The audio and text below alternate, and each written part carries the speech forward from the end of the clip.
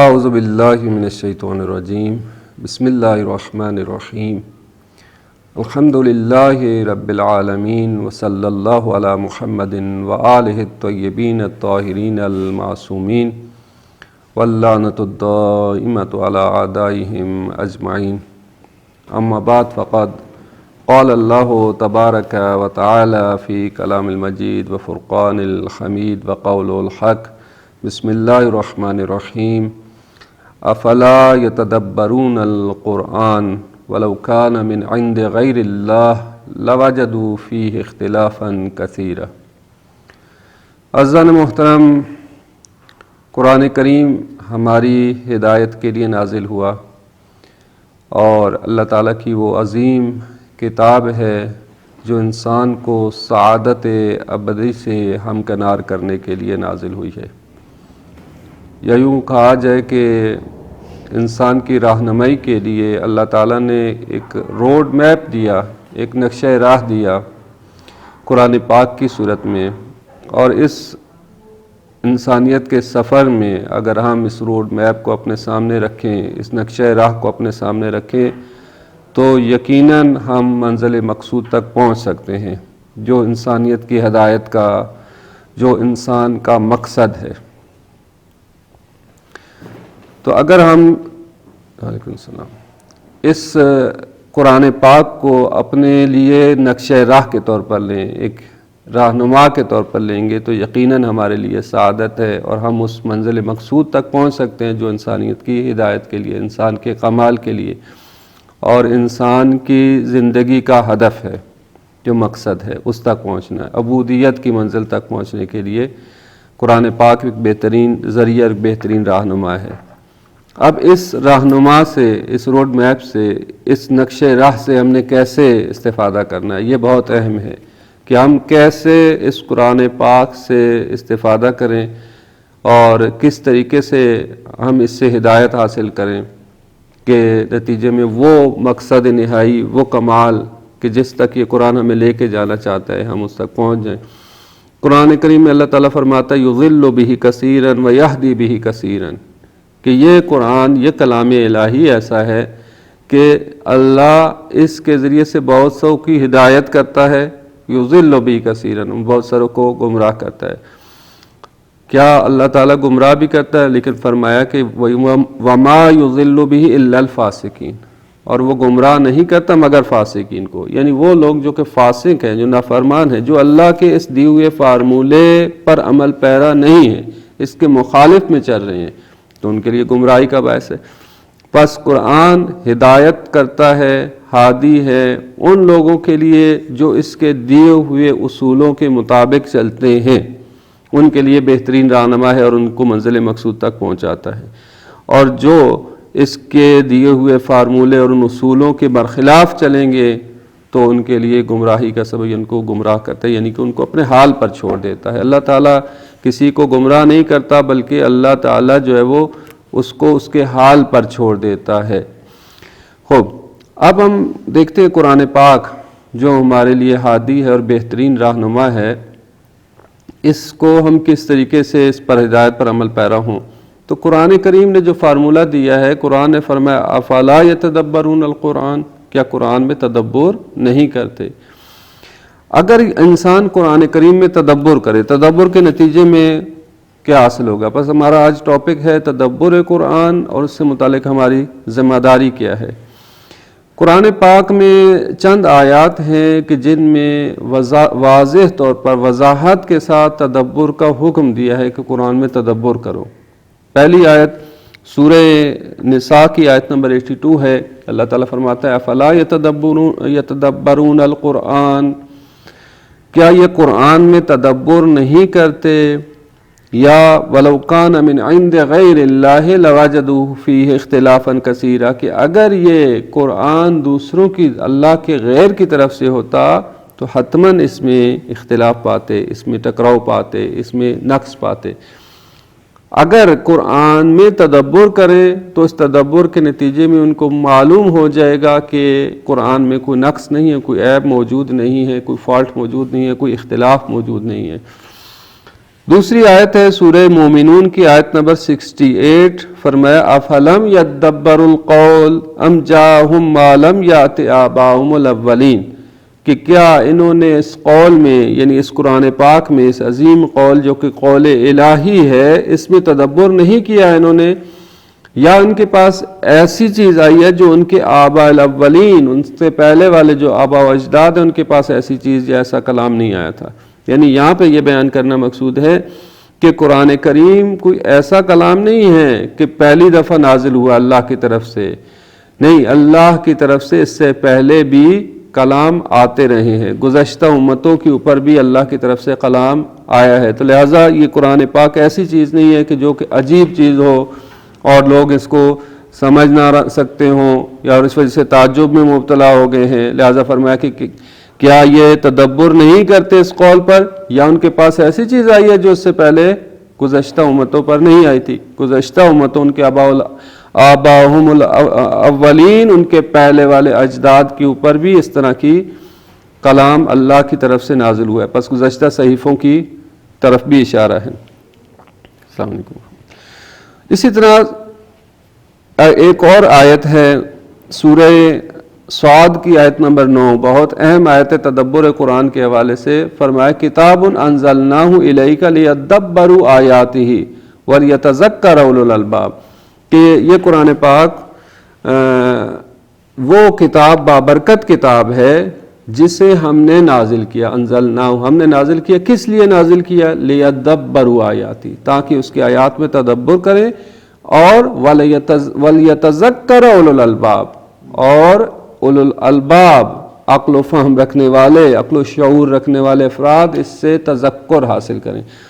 اب اس سورہ صاد کی آیت نمبر 19 میں نزول قرآن کے ہدف کو بیان کیا گیا۔ ہدف نزول قرآن کیا؟ پہلے تو فرمایا کہ کتاب انزلناہ الیک مبارک، بابرکت ہے، یہ بابرکت ہے۔ برکت کسے کہتے ہیں؟ یعنی ایک چیز کا جو مقصد تخلیق ہے، ہدف تخلیق، اس ہدف کے مطابق استعمال ہو تو وہ برکت کی باعث ہے، باعث برکت ہے۔ یعنی باعث کہتے ہیں کوئی اولاد جو ہے وہ باعث برکت ہے، یہ مال بابرکت ہے، یہ اولاد بابرکت ہے۔ کب؟ کہ جو اس کا ہدف ہے نا، اس ہدف کے مطابق استعمال ہو، اس ہدف کے مطابق چل رہی ہو تو وہ با ہدف، با مقصد اور مبارک ہے۔ کتاب انزلناہ الیک مبارک، یہ بابرکت کتاب ہے جسے ہم نے نازل کیا۔ کب برکت ہوگی؟ کہ جب اس کی آیات میں تدبر کریں، لیدبروا آیاتہ، تاکہ اس کی آیات میں تدبر کریں، اور اس تدبر کے نتیجے میں کیا حاصل ہوگا؟ وَلْيَتَذَكَّرُ أُولُو الْأَلْبَابِ، اور تذکر حاصل کریں گے صاحبان عقل رکھنے والے، لب رکھنے والے، شعور رکھنے والے، اس میں تذکر حاصل کریں گے۔ بس اس سورہ صاد کی آیت نمبر 19 میں ہدف نزول قرآن کو بیان کیا کہ تدبر ہے، اور تدبر کے نتیجے میں تذکر ہے۔ بس تدبر کتنا اہم ہے قرآن پاک میں۔ تدبر کا معنی کیا؟ اس کی طرف ہم آئیں گے۔ پہلے یہ کہ تدبر کی اہمیت کیا ہے، قرآن پاک نے اتنی اہمیت دلائی ہے۔ ایک اور آیت سورہ محمد کی آیت نمبر 6، فرمایا کہ افلا یتدبرون القرآن ام علی قلوب اقفالها، کیا یہ قرآن میں تدبر نہیں کرتے یا ان کے دلوں پر تالے پڑ گئے ہیں؟ یعنی تدبر قرآن نہ کرنا یہ باعث ہے دلوں پر تالے پڑنے کا۔ یہ جو لوگ قرآن میں تدبر کرتے ہیں تو ان کے دل قلب سلیم کی طرف مائل ہو جائیں گے، وہ دل پاکیزہ ہو جائیں گے، وہ دل تزکیہ طلب ہو جائیں گے، ان کے دلوں میں تزکیہ آ جائے گا۔ لیکن جو لوگ تدبر کی طرف مائل نہیں ہیں، یہ باعث بنتا ہے کہ ایک مرحلہ ایسا آتا ہے کہ ان کے دلوں پر تالے پڑ جاتے ہیں۔ جیسے قرآن نے بیان کیا کہ کچھ ایسے افراد ہیں کہ لہم قلوب لا یفقہون بہا، دل ہیں لیکن اس سے سمجھتے سنتے نہیں ہیں۔ لہم اعین لا یبصرون بہا، آنکھیں ہیں لیکن اس سے دیکھتے نہیں ہیں۔ لہم آذان لا یسمعون بہا، ان کے کان ہیں اس سے سنتے نہیں ہیں۔ یہ ایسے افراد ہیں۔ فرمایا کہ ہم کل انعام، وہ چوپاؤں کی طرح ہیں، بل ہم اضل، بلکہ چوپاؤں سے بھی پستر ہیں۔ جب اللہ تعالیٰ نے انسان کو عقل و فکر و شعور اور یہ تمام اعضاء و جوارح اس لیے دیے ہیں کہ وہ اس سے ہدایت حاصل کرے، اسی طرح قرآن پاک کو جو نازل کیا گیا اس لیے نازل کیا کہ قرآن پاک میں تدبر کیا جائے، اور اس تدبر کے نتیجے میں تذکر حاصل ہوگا اور انسان جو ہے وہ اس ہدایت ابدی کے راستے کی طرف جائے گا، صراط مستقیم پہ پہنچے گا، جو نجات کا راستہ ہے، سعادت کا راستہ ہے، اسی وقت حاصل ہو سکے گا جب وہ تدبر کرے گا۔ روایات میں دیکھتے ہیں، روایات میں بھی بہت ساری روایات ہیں کہ جن میں تدبر قرآن کی اہمیت اور عظمت کو بیان کیا گیا ہے۔ مشہور جو کہ خطبہ ہے رسول خدا کا، خطبہ غدیر، غدیر کے موقع پہ رسول خدا نے ایک بہت طولانی خطبہ دیا، اس میں سے ہمیں وہی من کنت مولا فہذا علی مولا یہی ایک جملہ آتا ہے، لیکن ایک تفصیلی خطبہ موجود ہے، دین کے محکمات کو، اصولوں کو بیان کیا ہے۔ اس میں سے ایک حصے میں رسول پاک نے قرآن پاک کی عظمت کو بیان کیا اور قرآن پاک کے تدبر کرنے کا حکم دیا۔ جیسے فرمایا کہ معاشر الناس تدبر القرآن، اسی خطبے میں رسول خدا فرماتے ہیں اے لوگو، معاشر الناس، اے لوگو، عمومی خطاب ہے، یہ فقط مسلمانوں کے لیے بھی نہیں، تمام امت و تمام لوگوں کے لیے الناس کا ہے۔ اے لوگو قرآن میں تدبر کرو، تدبر القرآن، وفہموا آیات ہی، اور اس کی آیات کا فہم حاصل کرو، آیات کو سمجھو، وانظروا الی محکماتہ، اور اس کے محکمات کی طرف دقت سے توجہ کرو، ولا تتبعوا مشابہہ، لیکن اس کے متشابہات کی پیروی نہ کرو، متشابہات کی طرف رجوع نہ کرو۔ یہ بیان فرمایا کہ پھر اس کے بعد اگلے حصے میں بیان فرمایا کہ دیکھو قرآن پاک کی جو تبیین ہے، قرآن پاک کی تفسیر ہے، قرآن پاک کی متشابہات کو بیان کرنے کا کام جو ہے وہ اس کے سپرد ہے کہ جن کو ابھی میں تعارف کرانے والا ہوں، جن کا ہاتھ ابھی میں پکڑ کر بلند کرنے والا ہوں۔ آخذ بیدہ ومسعد الیہ وشائل بعضدہ، یہ وضاحت کی کہ وہ ہستی کہ جن کا ہاتھ ابھی بلند کر کے میں دکھانے والا ہوں، اور پھر فرمایا اور وہ اور کوئی نہیں سوائے میرے بھائی علی ابن ابی طالب کو، اور پھر فرمایا من کنت مولا فہذا علی مولا۔ اس میں یہاں پہلے قرآن کی عظمت کو بیان کیا اور یہاں اس فرمان میں تدبر کی اہمیت کو بیان کیا کہ تدبر ہر ایک کے لیے، سب کر سکتے تدبر، لیکن تفسیر کا مرحلہ جب آئے گا تو تفسیر کے مرحلے میں تمہیں رجوع کرنا پڑے گا ان ہستیوں کی طرف۔ تفسیر کرنا تمہارا کام نہیں ہے، ہاں تدبر کر سکتے ہو، تدبر کرنا ضروری ہے۔ اسی طرح مولا علی فرماتے الا لا خیر فی قراءۃ لیس فیہا تدبر، آگاہ ہو جاؤ کہ ایسی قراءت جس کے اندر تدبر نہ ہو اس کا کوئی فائدہ نہیں ہے۔ یعنی تدبر قرآن کے بغیر اگر انسان تلاوت کرتا ہے تو یقیناً وہ فائدہ جو کہ اس سے حاصل ہونے والا ہے وہ فائدہ حاصل نہیں ہوتا۔ اب اس بارے میں علماء کہتے ہیں کہ دیکھیں ہمیں قرآن پاک جب ہم تلاوت کرتے ہیں تو ثواب تو ہے، یقیناً ثواب کی نفی نہیں ہے اس فرمان میں کہ ثواب اپنی جگہ، لیکن تدبر کے نتیجے میں جو فائدہ حاصل ہونے والا ہے وہ بہت عظیم ہے، اور اس عظیم فائدے کے مقابلے میں یہ جو معمولی ثواب آپ کو ثواب ملے گا تلاوت، فقط تلاوت کا، وہ اس کے مقابلے میں کچھ بھی نہیں ہے۔ یعنی اس عظمت کے مقابلے میں بعض دفعہ کتنی ایک عظیم چیز ہوتی ہے، اس عظمت کے مقابلے میں اگر تھوڑی سی چیز ہو تو قابل شمار نہیں ہوتی، جیسے دنیا اور آخرت کا مقایسہ ہی نہیں کیا جا سکتا۔ جو کہ دنیا اور آخرت کا اگر مقایسہ کیا جائے تو آخرت جو ہے وہ دنیا فقط آخرت کے مقابلے میں چند لمحے ہیں، چونکہ آخرت ہمیشہ کے لیے ابدی ہے۔ اسی طرح سے تدبر کے نتیجے میں جو فائدہ حاصل ہونے والا ہے وہ بہت عظیم ہے، اس لیے فرمایا کہ لا خیر فی قراءۃ لیس فیہا تدبر، جس پہ تدبر نہ ہو اس میں کوئی خیر نہیں ہے۔ اسی طرح بی بی فاطمہ الزہرا کا جو خطبہ فدکیہ ہے، اللہم صلی علی محمد و آل محمد، خطبہ فدکیہ، اس میں بھی بی بی نے تدبر قرآن کو بیان فرمایا کہ قرآن میں تدبر کرو۔ کیا فرمایا؟ معاشر المسلمین، اے مسلمانوں، المسرعۃ الی قیل الباطل المغضیہ، اے مسلمانوں تم بڑی جلدی کرتے ہو، ایسے اقوال کی طرف رجوع کرتے ہو کہ جو کہ باطل ہیں، اللہ کو غضبناک کرنے والے ہیں، ایسے اقوال کی طرف تو بڑی جلدی رجوع کرتے ہو، بھاگتے ہو۔ اور فرمایا کہ المغضیۃ علی فعل الکبی، اور فعل کبی برے افعال کے اوپر تم چشم پوشی کر لیتے ہو۔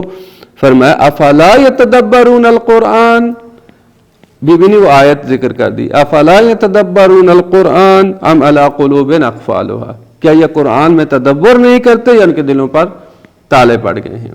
یعنی بی بی نے یہاں پہ بیان فرمایا کہ اگر قرآن میں تدبر کرتے تو تم قول باطل کی طرف بھی نہ جاتے، فعل کبھی کی طرف بھی نہ جاتے.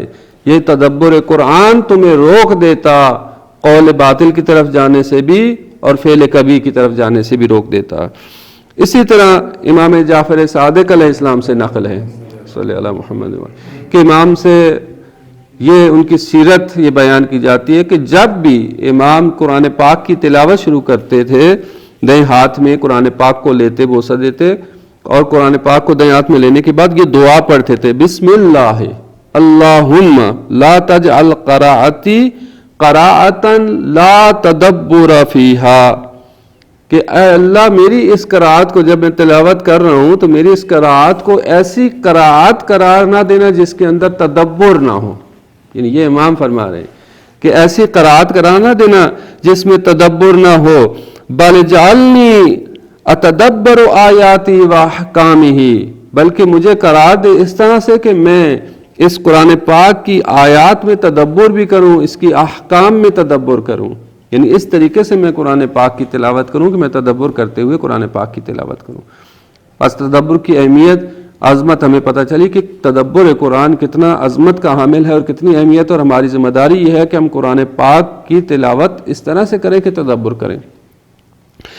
اب تدبر کا معنی کیا ہے, تدبر کہتے کسے ہیں, یہ بہت اہم ہے. دیکھیں تدبر کے حوالے سے مختلف افراد نے مختلف انداز سے گفتگو کی اور بات کی ہے, اور تدبر قرآن کے حوالے سے اہل سنت حضرات نے بھی کتابیں لکھی ہیں. امین احسن اصلاحی نے تدبر قرآن کے حوالے سے 10 جلدوں پر مشتمل تفسیر لکھی ہے. تدبر قرآن اردو زبان میں موجود ہے, فارسی میں, عربی میں تدبر قرآن کے اوپر کافی کام کیا گیا.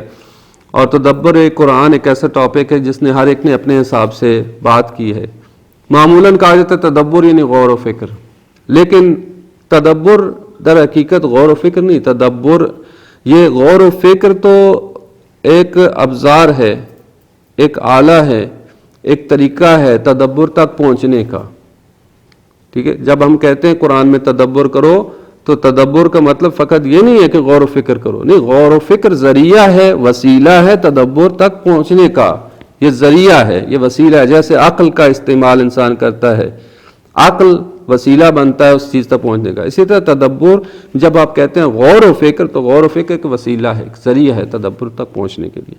پھر تدبر کیا ہے, دیکھیں خود ورڈ کے اوپر ہم ذرا غور کرتے ہیں. پہلے دال بے رے, تدبر اصل ورڈ اس کے روٹ ورڈز ہیں دال بے رے, دبر یعنی پشت کے معنی میں آتا ہے, اور پھر ایک چیز کے دوسری چیز کے پیچھے ہونے کے معنی میں آتا ہے. ایک چیز دوسری چیز کے پیچھے ہونا, پشت سر یا کے بعد دیگرے, اس معنی میں استعمال ہوتا ہے. اچھا, اور یعنی ایک چیز کو بعد دوسری چیز کو رکھنا اور ترتیب سے رکھنا, ان کو آپس میں مینیج کرنا, یہ کہا جاتا ہے اس کو.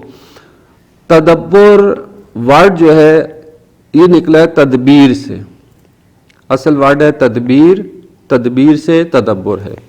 تدبیر کیسے کہتے ہیں, پہلے ہمیں تدبیر کو سمجھنے کی ضرورت ہے, پھر ہمیں سمجھ آئے گا تدبر. جیسے تعلیم سے تعلم ہے, تعلیم تعلم, تدبیر تدبر. تدبیر کیسے کہتے ہیں, تدبیر کہتے ہیں چیزوں کو اس طریقے سے مینیج کرنا, ایک کے بعد دیگرے اس طرح سے رکھنا کہ اس کا جو نتیجہ مطلوب یا جو مقصد ہے وہ حاصل ہو سکے, یعنی ہمارا جو مطلوبہ نتیجہ ہے وہ حاصل ہو سکے. اس طرح سے چیزوں کو آگے پیچھے رکھنا اور ترتیب دینا کہ وہ آپس میں اس طرح سے مینیج ہوں کہ نتیجہ جو آپ کا مطلوبہ نتیجہ ہے وہ حاصل ہو سکے. اس کو کہتے ہیں تدبیر, تدبیر امور. مثال کے طور پر تدبیر منزل, آپ گھر کے امور کو تدبیر کرتے ہیں, انہیں چیزوں کو مختلف چیزوں کو اس طرح سے مینیج کرتے ہیں کہ آپ کا جو یہ سرکل ہے, جو سسٹم ہے, ایک اچھے انداز سے چل جائے. یا آفس کے امور کو تدبیر کرتے ہیں, یا فرض کیا کہ ایک جو ہے وہ کوئی بلڈنگ بنانے والا, ایک انجینئر ایک بلڈنگ بنانا چاہتا ہے, تو اس بلڈنگ کو بنانے کے لیے اس پروسیس کو کس طریقے سے انجام دیتا ہے. پہلے مرحلے میں ایک نقشہ بنائے گا, زمین کو دیکھے گا, پھر زمین کو صاف کرے گا, پھر اس کے اعتبار سے اب جتنی بڑی بلڈنگ بنانی ہے اسی اعتبار سے اس کی فاؤنڈیشن اتنی ہی مضبوط ہونی چاہیے. وہ ساری چیزیں جو مینیج وہ کرے گا, اس کو کہتے ہیں تدبیر. یعنی ایسے ہی آتی ساری چیزوں کو اس نے سارا چیزوں کو مکس کر کے اسٹرکچر بنا دیا تو نہیں ہوگا. ظاہری بات ہے ایک چیزوں کو مینج کرتے ہوئے یا کے بعد دیگرے رکھتے رکھتے آخر ایک بہت بڑی بلڈنگ اس نے بنا دینی ہے. تو اس کو کہتے ہیں تدبیر، یعنی چیزوں کو اس طریقے سے مینج کیا ہے کہ جو اس کا مقصود تھا، جو مطلوب تھا، نتیجہ جس حاصل کرنا چاہتا تھا وہ حاصل ہو گیا. اس کو کہتے ہیں تدبیر. اللہ تعالیٰ نے کائنات میں تدبیر کی ہے، وہ مدبر کائنات ہے. اللہ مدبر ہے یعنی تدبیر کر رہا ہے. اس پوری کائنات کی تدبیر کون کرتا ہے؟ اللہ تعالیٰ کرتا ہے. تدبیر امور اللہ کے ہاتھ میں ہے. یدبر الامور، وہ امور کی تدبیر کرتا ہے. اس پوری کائنات کا نظام اللہ کے ہاتھ میں، وہ تدبیر امور کرتا ہے. آپ بڑے سے بڑے سیارے، کہکشائیں، جو کچھ بھی ہیں، یہ سارا نظام اللہ تعالیٰ تدبیر امور کر رہا ہے. ان کو نظم، ایک انتہائی نظم کے ساتھ ان چیزوں کو چلا رہا ہے. ٹھیک ہے، تو یہ ہو گیا تدبیر. اب اسی تدبیر کو سمجھنے، تدبیر کو درک کرنے اور تدبیر کے اثر کو قبول کرنے یا اس سے تاثیر لینے کا نام تدبر ہے. ٹھیک ہے، تھوڑا اور واضح کر دوں آسان، کہ میں بالکل آسان الفاظ میں کوشش کروں تدبر کا معنی سمجھانے کی، کیونکہ تدبر کا معنی معمول کیا جاتا ہے غور و فکر کرنا. لیکن غور و فکر، میں نے جیسے عرض کیا، غور و فکر وسیلہ ہے تدبر تک پہنچنے کا. اصل معنی تدبر کا بیان ہی نہیں کیا جاتا. تعلیم اور تعلم میں فرق کیا ہے؟ تعلیم کہتے ہیں علم پہنچانا، علم دینا. تعلم کیسے کہتے ہیں؟ علم حاصل کرنا، یعنی اس تعلیم کے سے متاثر ہونا اور اس سے اثر کو لے کے علم یافتہ ہو جانا، اس کو کہتے ہیں تعلم. ٹھیک ہے، علم کے اثر کو قبول کرنا یعنی اس العلم کا نتیجہ حاصل کر لینا، اس کو کہتے ہیں تعلم. اسی طرح تدبیر ہے. تدبیر اور تدبر. تدبیر یعنی چیزوں کو اس طریقے سے مینج کرنا، یک کے بعد دیگرے رکھنا، پشت سر ہم ایک دوسرے کے آگے پیچھے رکھنا، کہ تاکہ ایک نتیجہ مطلوب حاصل ہو سکے. اسی تدبیر سے تدبر نکلا ہے، یعنی چیزوں کو جو جس طرح سے مینج کی گئی ہے کہ ایک نتیجہ نکلے، اس کو آپ کشف کریں، یعنی اس کو حاصل کریں، اس کو درک کریں کہ کیسے اس چیزوں کو مینج کیا گیا ہے کہ یہ نتیجہ مطلوب نتیجہ حاصل ہو سکے اور وہ پیغام ہمیں حاصل ہو سکے. اللہ تعالیٰ نے اس کائنات میں بھی تدبیر کی ہے اور قرآن پاک میں بھی تدبیر کی ہے. یہ تدبیر الہی اس کائنات کی اندر بھی موجود ہے، اس قرآن پاک میں بھی موجود ہے. دیکھیں، اللہ تعالیٰ کی دو کتابیں ہیں. اللہ تعالیٰ کی دو کتابیں. بھی تک آپ نے یہ سنا کہ قرآن پاک اللہ تعالیٰ کی کتاب ہے. نہیں، اللہ کی کتاب یہ قرآن پاک ہے. ایک کتاب ہے، اس کائنات کو اللہ کی کتاب شمار کی. دیکھیں، قرآن پاک کی آیات کو آیات کیوں کہتے ہیں؟ نشانیاں اللہ کی. اس کائنات کے اندر بھی اللہ کی نشانیاں ہیں. آیات الہی موجود ہے اس پوری کائنات کے اندر. آیات آفاق، یہ پورے آفاق کے اندر اللہ کی آیات موجود ہیں جو اللہ تعالیٰ کی وجود کے اوپر بہترین دلیل ہیں. صحیح ہے، یہ پوری کائنات اللہ کی ایک کتاب ہے.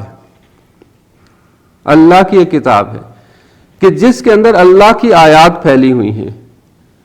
نظام کائنات جو سسٹم نے جب فرمایا کہ اس میں تدبر کرو، یعنی اس میں غور کرو، اللہ کی آیات جو میں تمہیں ہمیں ہر طرف نظر آ رہی ہے، جو اللہ کے وجود کے اوپر نشانی ہے. جہاں جہاں تم دیکھو گے اللہ کا وجود تمہیں نظر آئے گا، اللہ کی نشانیاں تمہیں نظر آئیں گی، کہ اس کے ذریعے تم اللہ کے وجود تک پہنچو گے. یہ اس کو کہتے ہیں تکوین، یعنی عالم تکوین. عالم تکوین جو ہے وہ اللہ کی ایک کتاب ہے. عالم تکوین کے اندر جو ایک پوری نظام کائنات جو اللہ تعالیٰ کا موجود ہے، کہ جس کے اندر ذرا سا بھی فالٹ موجود نہیں ہے. قرآن نے مختلف جگہوں پہ اس حوالے سے بیان فرمایا کہ جس نے آسمانوں کو خلق کیا، زمین کو خلق کیا. پھر فرمایا کہ فرجع البصر هل ترى من فطور، اپنی نگاہوں کو ذرا لوٹاؤ، دیکھو کیا تمہیں اس کے اندر کوئی فطور، کوئی خلل، کوئی خرابی نظر آتی ہے. ثم ارجع البصر، پھر دوبارہ اپنی نگاہوں کو لوٹاؤ، اپنی نگاہوں کو دوڑاؤ، کہیں تمہیں خلل نظر آئے گا. کہیں تمہیں خلل نظر نہیں آئے گا. اللہ کی نظام تکوین کے اندر تمہیں کوئی خلل، کوئی شگاف، کوئی خرابی نظر نہیں آئے گی، کیونکہ اس نے بہترین انداز سے اس نظام کائنات کو مینج کیا ہے اور ہر چیز اپنے بہت ہی نظم کے ساتھ انجام پا رہی ہے، کیونکہ وہ حکیم ہے. وہ حکیم ہے. اور حکیم کی علامت یہ ہے کہ چیزوں کو مینج کر کے نظم کے ساتھ تدبیر. اللہ جو کہ حکیم ہے اس کائنات کے نظام کو اس نے تدبیر دیا اور اس تدبیر کائنات انجام دیتا ہے. تو آپ یہاں پہ توجہ کریں، جس طرح سے یہ کائنات کے اندر تدبیر موجود ہے، دوسری کتاب اللہ کی یہ قرآن ہے. وہ کتاب تکوین ہے، یہ کتاب تشریح ہے جس میں شریعت کو بیان کیا گیا ہے. کتاب تکوین، کتاب تشریح. اور اسی کو اور یہاں سے ایک اہم نقطہ بھی ذہن میں آتا ہے کہ قرآن کو قرآن کیوں کہتے ہیں. بعض دیکھا تو قرآن کو قرآن اس لیے کہتے ہیں کہ بہت زیادہ پڑھی جانے والی کتاب. ٹھیک ہے، یہ اپنی جگہ پہ ٹھیک، لیکن قرآن کو قرآن کہنے کی ایک اہم وجہ یہ ہے کہ اللہ کی دو کتابیں، ایک کتاب تکوین ہے، ایک کتاب تشریح ہے. کتاب تکوین کا تعلق انسان کے مشاہدے سے ہے، انسان کے درک سے، انسان کے شعور سے ہے کہ انسان مشاہدہ کرے.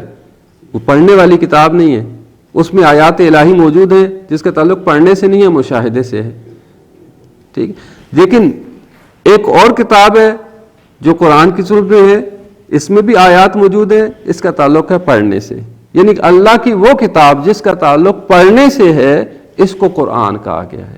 قرآن یعنی جو پڑھی جانے والی کتاب، جس کو پڑھا، یعنی اللہ کی، اس کا مطلب ہے اللہ کی دو کتابیں، ایک پڑھی جانے والی کتاب ہے وہ قرآن ہے، ایک مشاہدے والی کتاب ہے جو کہ تکوین ہے. اب مقایسہ کریں آپ، دیکھیں بالکل میں آسان الفاظ میں بات کر رہا ہوں. مقایسہ کریں آپ، اس کائنات کے اندر اللہ نے کتنا نظم رکھا ہے، یعنی تدبیر امور انجام دی ہے.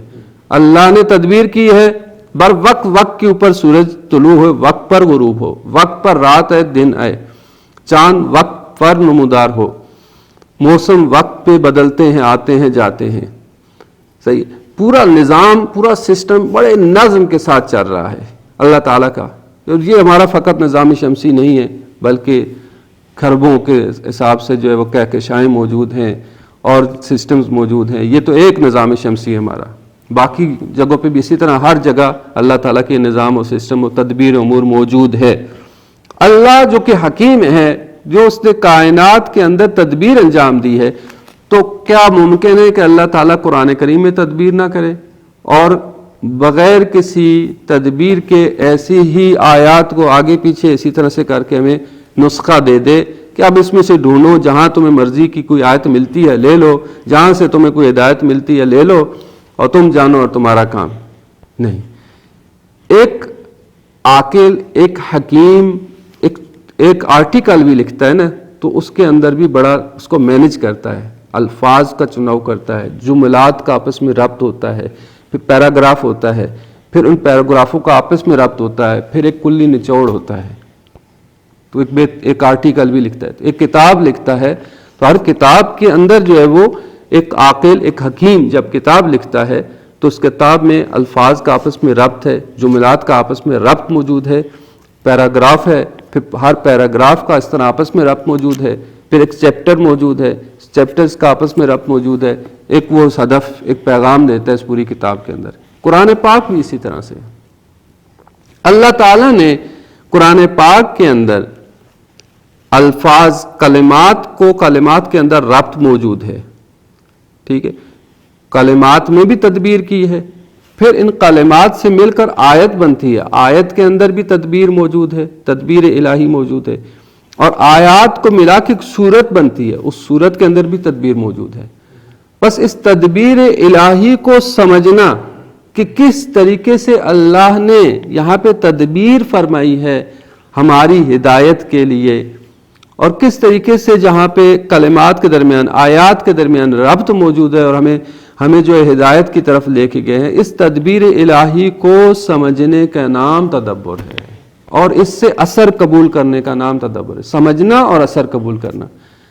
سمجھنا ہمارے فہم سے متعلق ہے اور اثر قبول کرنا ہمارے عمل سے متعلق ہے.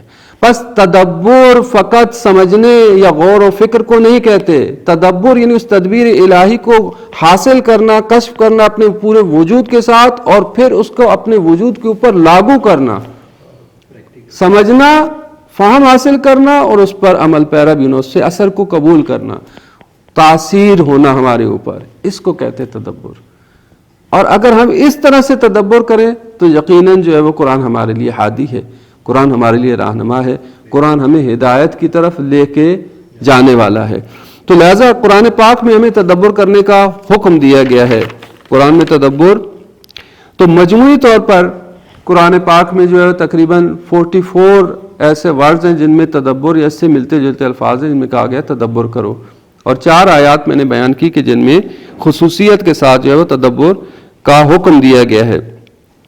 اچھا، اب یہاں پہ قرآن پاک میں جہاں پہ دیکھیں، جہاں قرآن پاک میں کچھ جگہ پہ تحدی ہے، یعنی تحدی کا مطلب یہ کہ چیلنج ہے کہ اگر تم سمجھتے ہو کہ یہ اللہ کے غیر کی طرف سے ہے کتاب تو تم اس جیسی جو ہے وہ فرمایا کہ بعض جگہ کا 10 صورتیں لے آؤ، نہیں بعض جگہ کا اس جیسا کتاب اس جیسی کلام لے آؤ، بعض 10 صورتیں لے آؤ، پھر کہا کہ ایک صورت ہی لے آؤ۔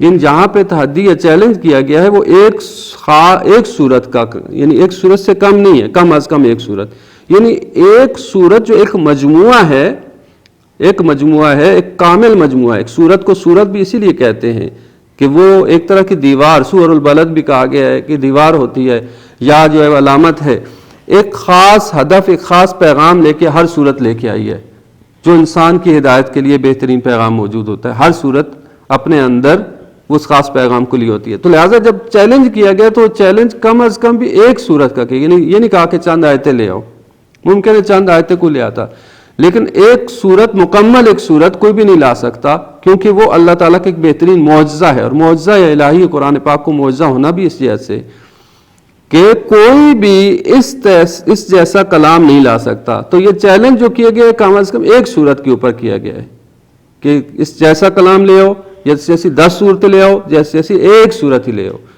تو نہیں لا سکتے تو پھر جو اللہ تعالیٰ سے ڈرو۔ تو قرآن پاک میں بس جب یہ حکمت موجود ہے کہ ایک صورت، یا یہ نہیں کہا کہ مثلا جیسی چند آیتیں لے آؤ، یہ نہیں لیا، کیونکہ ایک صورت جو ایک مکمل جو ہے وہ پیکج ہے، ایک صورت ایک مکمل جس کے اندر نظم موجود ہے، ایک سسٹم موجود ہے۔ پس تدبیر ہر حکیم کا کام ہے اور تدبر ہر عاقل کا کام ہے۔ ہماری ذمہ داری یہ ہے کہ ہم تدبر کریں۔ قرآن نے بھی یہ بیان فرمایا، کتاب انزلناہ الیک مبارک لیدبروا آیاتہ، یہ وہ بابرکت کتاب ہے کہ جسے ہم نے نازل کیا ہے۔ کس لیے نازل کیا ہے یہ بابرکت کتاب؟ لیدبروا آیاتہ، تاکہ اس کے آیات میں تدبر کریں، ولیتذکر اولو الالباب، اور صاحبان عقل سے نصیحت حاصل کریں۔ یعنی تدبر کرو، تدبر کے نتیجے میں تذکر حاصل ہوگا۔ قرآن کریم میں تدبر کے نتیجے میں انسان کو تذکر حاصل ہوگا، وہ رہنمائی حاصل ہوگی، اور اس تذکر کسے کہتے ہیں؟ یادآوری، یادانی، یعنی قرآن در حقیقت اس سوئی ہوئی فطرت، انسان کی سوئی ہوئی فطرت کو بیدار کرنے کے لیے آیا، اس فطرت سلیم کی طرف انسان کو واپس لوٹانے کے لیے آیا ہے۔ اور قرآن میں تدبر کا نتیجہ تذکر ہے، یعنی انسان متوجہ ہو جاتا ہے کہ میں کس ڈائریکشن پہ جا رہا ہوں، صحیح سمت میں جا رہا ہوں یا نہیں جا رہا ہوں، یعنی میرے لیے جو منزل اور مقصود تھا اس منزل مقصود کی طرف میں جا رہا ہوں یا نہیں جا رہا ہوں، اپنی ہدایت فطری کے مطابق چل رہا ہوں یا نہیں چل رہا ہوں، بس وہ تذکر حاصل ہو جاتا ہے۔ قرآن کریم میں تدبر کے نتیجے میں تذکر ہے، اور تذکر کے نتیجے میں انسان عمل پیرا ہوتا ہے۔ تو پس تدبر ہماری ذمہ داری ہے، قرآن کریم کے اندر تدبر کرنا ہماری ذمہ داری ہے، اور تدبر کے نتیجے میں تذکر حاصل ہوگا۔ بس تدبر کا معنی واضح ہو گیا کہ تدبر در حقیقت اس تدبیر الہی کو سمجھنے کا نام ہے کہ قرآن پاک میں جس طرح سے ہم پوری کائنات میں تدبر کر رہے ہیں، اسی طرح قرآن پاک میں بھی تدبر کریں، پوری کائنات میں تدبر ہے۔ اور فرمایا گیا کہ اللہ کی آیات میں غور کرو، اللہ کی آیات میں تدبر کرو، اسی طرح قرآن پاک میں کہا کہ تدبر کرو، یعنی اللہ تعالیٰ نے کس طریقے سے اس قرآن پاک میں تدبیر امور، یعنی تدبیر کی ہے ہماری ہدایت کے لیے، کس طریقے سے کلمات کو آپس میں جوڑا ہے، کس طرح سے آیات کو جوڑا ہے، کس طرح سے صورتیں ہمارے لیے پیش کی اور نازل کی ہیں کہ تاکہ ہمیں اس سے ہدایت حاصل ہو سکے، اور یہ ہدایت ہماری رہنمائی اور ہمیں سعادت تک پہنچانے کے لیے، کمال تک پہنچانے کے لیے بہت اہم ہے۔ خوب، آج پہلا سبق، پہلا لیکشن تھا، اور تدبر کے حوالے سے، اس کی اہمیت کے حوالے سے، اس کی ضرورت کے حوالے سے، اور تدبر کے معنی کے حوالے سے، تو ہم اسی پر اکتفا کرتے ہیں۔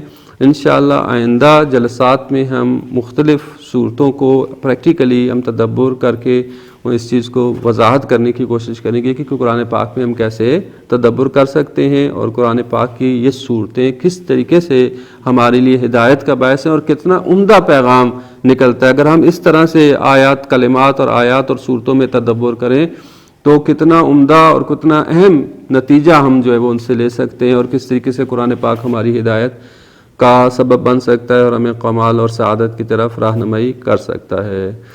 والسلام علیکم ورحمۃ اللہ وبرکاتہ۔ تو اگر